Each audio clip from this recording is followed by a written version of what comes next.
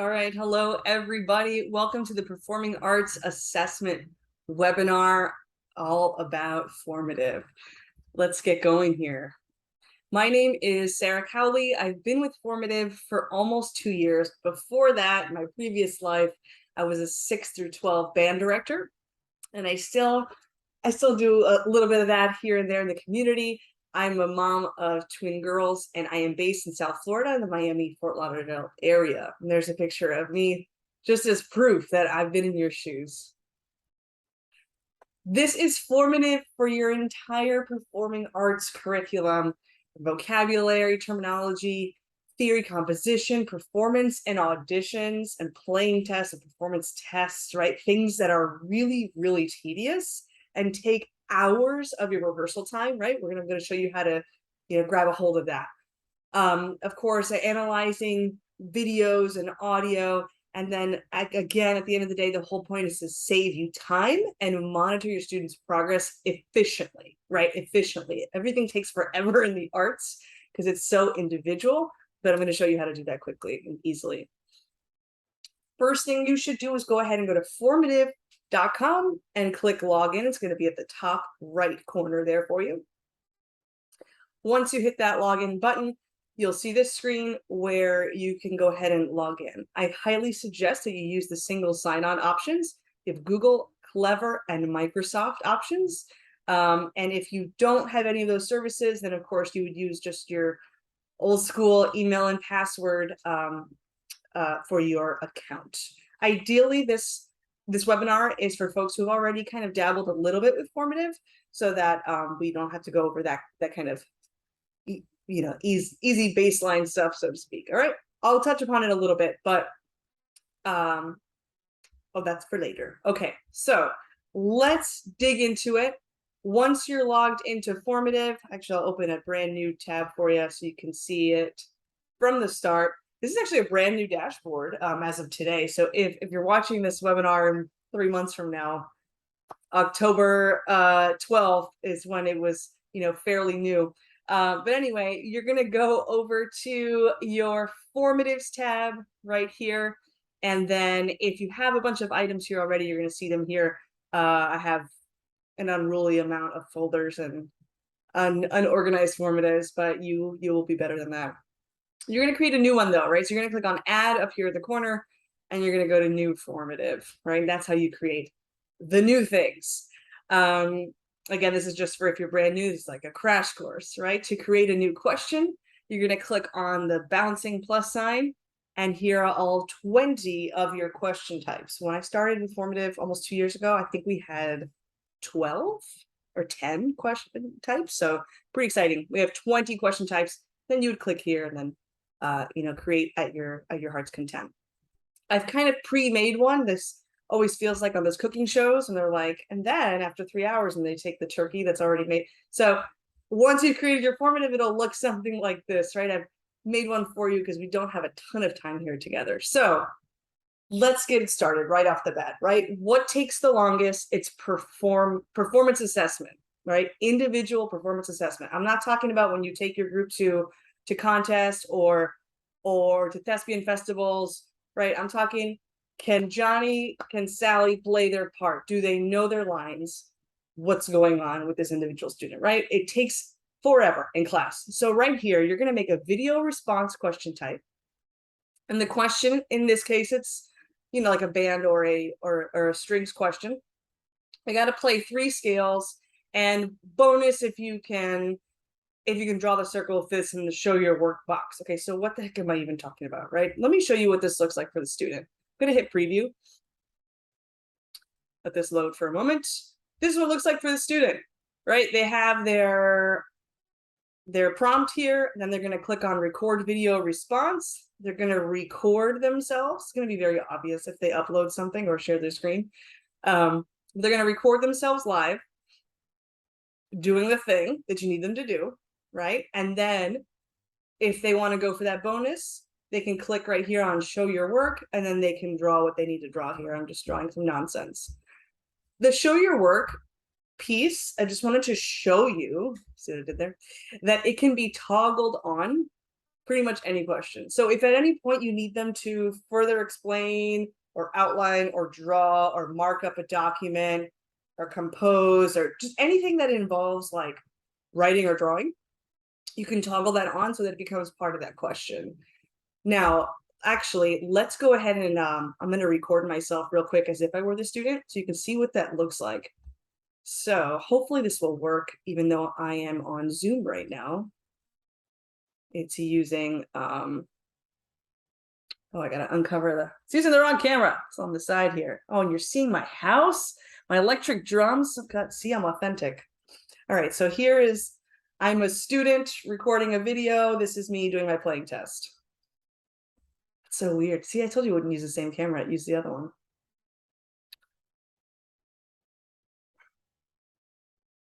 Come on now. We don't have all day here. All right, here we go. Okay, add video. Let me cover that camera up again.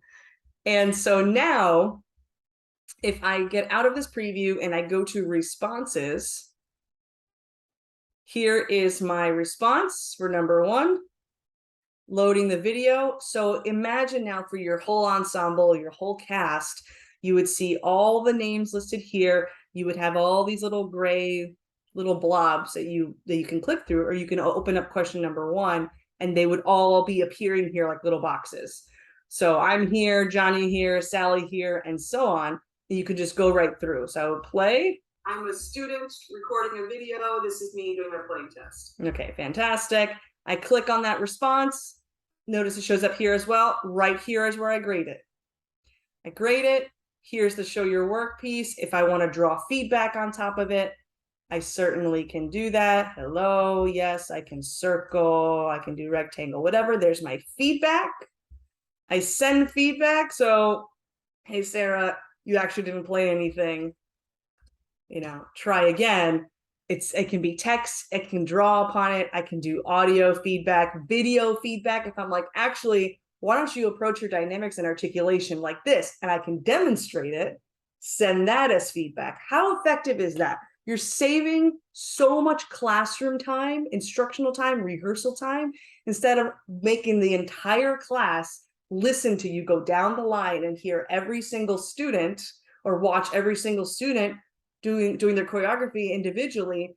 They do it maybe in the hallway even, or in a practice room, or at home if you're okay with that. They record themselves. They probably do it over and over again until they get it right. And that's practicing. You're tricking them into practicing, right? And then you can review them, boom, boom, boom, on your own time. And it's so much faster. The feedback is all there. The grading is there. If you want to include a rubric, you can as well. That'll also save you some time. You can toggle on use rubric and go from there. That's kind of a whole other conversation on how to create those. It's not hard. I just don't want to spend time on this webinar in particular showing you how to create rubrics. Hopefully that makes sense.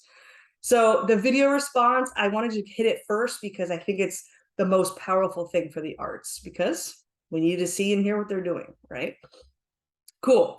Now, here's another kind of way that you can do this. It's not video, it's just audio in this case, if that's all you need to hear, right? So this is a sight reading exercise for a choral setting. So you want them to sing the melody using solfege, and you can, you know, transpose, excuse me, to start on any pitch that you want. I've included a rubric here.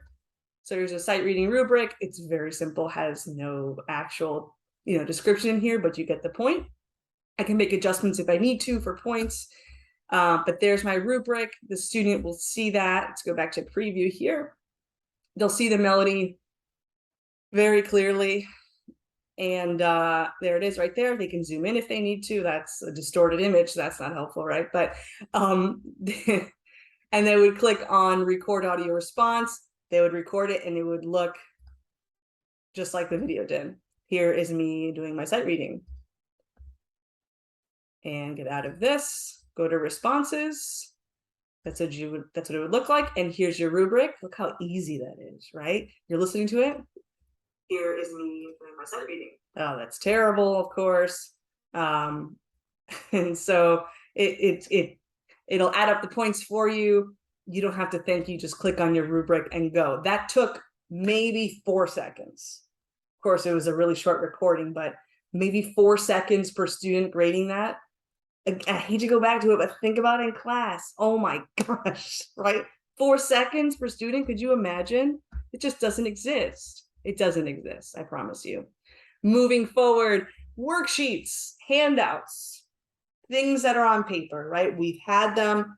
I know I had cabinets full of stuff, especially about like note reading for beginners and just stuff, right, on paper, especially for music theory. It's all kinds of written stuff. So this one's about dance. I know nothing about ballet, but that's okay. I learned 2 things. So let's say you have a PDF, right? So you would click on, I'll show you where to click at least. When you make a new question, you would go to enhance a document, right? You're enhancing your own content that you already have. And then you choose the file from wherever it is on your drive, on your desktop. You drop it in here, then you click on where you want the question to be. So what do we need to do here? We need to say, what each of these positions are called, and there is like a built-in word bank here. So what makes the most sense would be a multiple choice question. So I made one. I put in all the answer choices. I put the question number 3 over here, and the answer to this question is that. I'm not going to attempt to say that because this is being recorded and the internet forgets nothing. Okay, so but that's the correct answer, and I've indicated so with the check mark. So what does that mean for you? That means this is going to be auto graded. The other things before obviously are not auto graded because you have to listen to the student and watch the student. You got to grade them, right? But this, it's right or wrong, saves you time, and guess what? All your data is all in the same place. It's all informative. So when your principal says, I need data, my arts people never give me real data, here's your real data, sir or ma'am. Okay, along with the actual performance, the actual video that was the assessment, here it is too. And you can share it with the parent when they say, why did my darling Sally fail her singing test? You'd say, well, check it out. Sally needs some work. Okay, so do I need to type this 7 times? No. Here's the beauty of this. Check it out. You click on the triple dots and you hit copy. It'll dump it there at the bottom. It's question number 5. I don't know why I pushed my 4 out of the way. Oh, I guess this became question 4. Duh. Okay. So you just move your items where you want them to go. Select the answer choice. I already forgot what that one is. Don't shame me. Okay. You select your answer choice and you go down to number 5. I really don't know what it is. Actually, wait, that one must have been 5th position. And then I really don't. But you just keep copying, right? And it copies the question and the answer choices. And if you're tagging standards, which you can do too, they get on arts people for like not teaching to the standards and whatnot. You can tag your standards here as well. That's another discussion. Also, not difficult, just don't have time right now. All right, so you can copy to your heart's content, saving yourself time. And of course, I didn't fill out the whole thing, but it's really very straightforward. Moving right along, going back to, handwritten things or things that they would mark up. I am showing you a bunch of music examples. That doesn't mean it's only for music. It's just what I happen to have. But in this case, in the show your work, whether it's its own show your work item like this, or if you toggle on show your work to one of the other questions like we did earlier or right here, you can edit the background. You can also leave it blank, so it's just literally like a white slate, right? Or you can edit it to include an image or document. So in this case, I edited the background to include this little image here of these 4 notes. Try and think of what that would mean for your class. So maybe it's a script for theater. Maybe it's a stage plot for dance. It can be literally anything that is a PDF or image. You can put it here and have the students work with it. They can mark it up, annotate, underline, highlight, fill in stuff, because they can type here, and they can also scribble by hand. And here's the typing. Let me show you that. They can do all kinds of stuff in different colors. Here's the color options. If you need a ruler for some reason, there's one there as well, just in case. So the question here is to circle an E on the staff. Really straightforward. They literally just have to circle the note that is an E. So again, the student will just click on show your work. It opens up the image that I put there for them, along with the instructions. They still remain here on the side. You're seeing these squiggles because I did that over on the other screen, which I guess I shouldn't have because you're seeing it as a student. But now as a student, I can use the circle tool if I want. Let me pick the color that I want. And I'm going to go ahead and circle that E on the staff, hit the check mark, and move on to the next question. Right? Pretty cool stuff. Moving right along. Super cool. This is a match table grid question type. We created this, I want to say, in the summer. So if you haven't touched Formative since then, or if you're new, this is new. Okay. So really good for vocab or matching things together or categorizing things. And the magic is that it's auto-graded. So this one has to do with tempo, dynamics, articulation. Obviously, there's way more than 3 possible options that would fit into those. But if I'm just working with these 3 and I want to get a quick check during class, I can say, hey, grab your phones, because this works on your phone, by the way, and use this. Because I fully understand that in the band classroom, choir classroom, dance, theater classrooms, it doesn't make a lot of sense for them to have their computers out.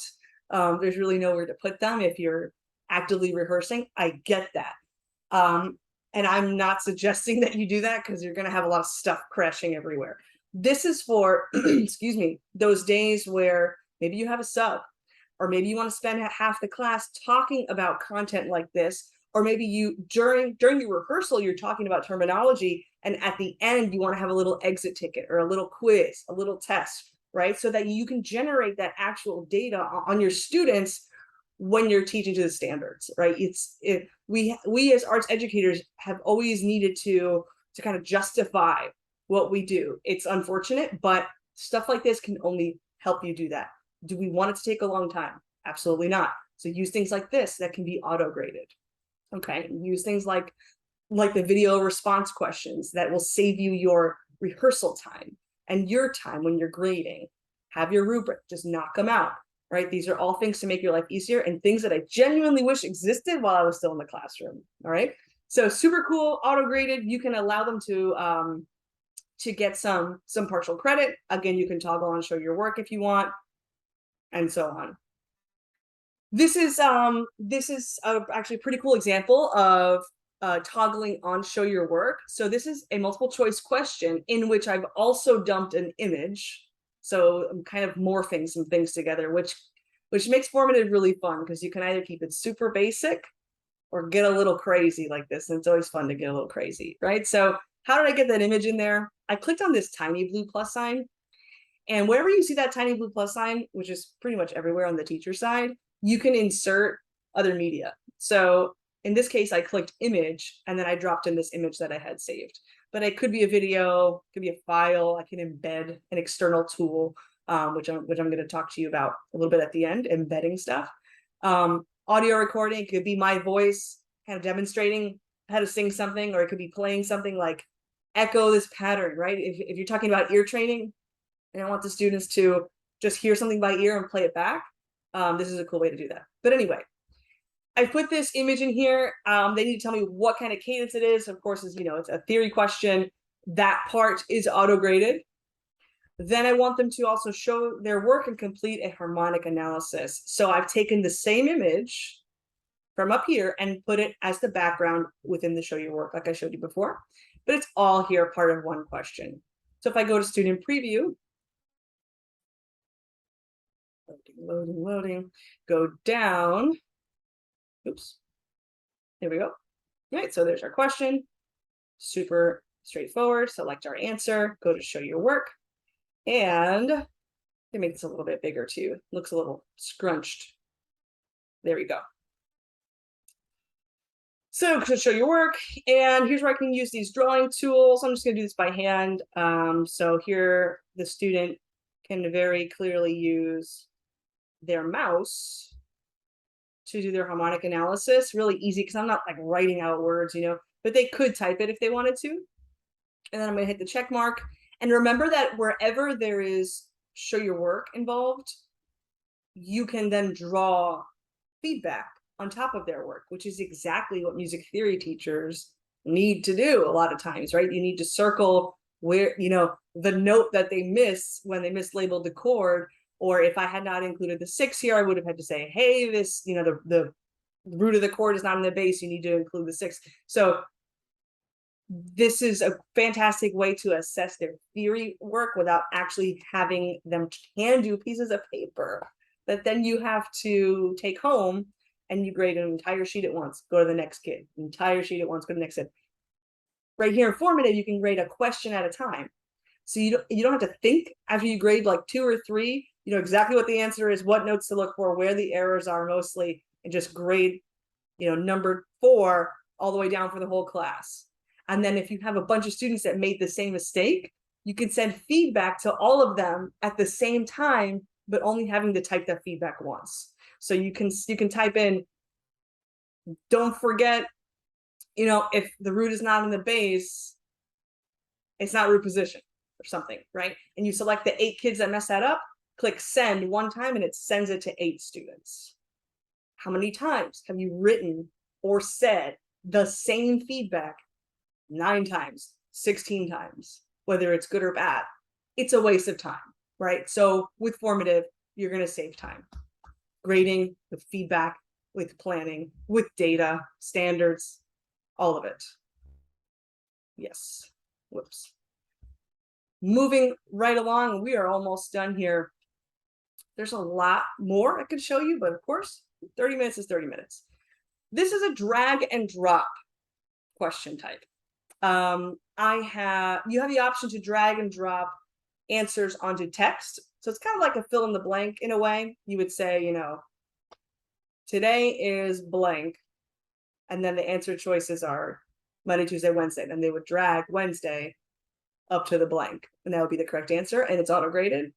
Or you can use an image. So I thought this was pretty cool for theater or dance, where you say, you know, what are the parts of the stage? I'm ashamed and also unashamed that I did not figure this out, which one was stage left and right, until I was an adult. It was always confusing, right? So I'm proud of this question, but you can enter more choices as well. You can allow partial credit, and you can determine whether or not you want them to lose points for incorrect answers. It's up to you. Some people are very particular about that. But this is what it looks like for the student. I guess I already did this one. Yeah, let me take it out. So this is what it would look like for the student. You just see drop area, and then the choices, and then you would go ahead and drag them where they need to go. All right, I'm going to do one wrong on purpose so that you can see what that looks like on the teacher side. If I go to responses, question 9, see, it shows me on the image very quickly, very easily, which ones were wrong. Also shows me right here very clearly what was wrong. So auto grading, you don't have to think, you see it right away. Imagine if you're doing this while you're teaching the material, if it's that kind of day, you're getting a real-time look into, do my students understand what's happening? Can I move on tomorrow, or do I need to revisit this again? Right? It's informing your instruction in the moment. One more question type to show you. This is a short answer question attached to a video. So I've put a YouTube video here as an example, but think about any kind of video. It could be another student, if that's, you know, okay by your rules. You could have the class comment and grade and critique another student's work. You could say maybe every week you feature a different student or whatever, a different performance of some kind for them to listen to watch, to analyze. And there's another product out in the world that has timestamp videos, which is exactly what this is. The students watch the video, and when it gets to this point in time, it'll stop.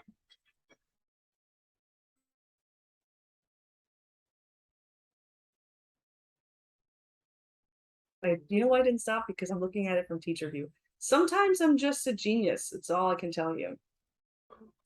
There you go.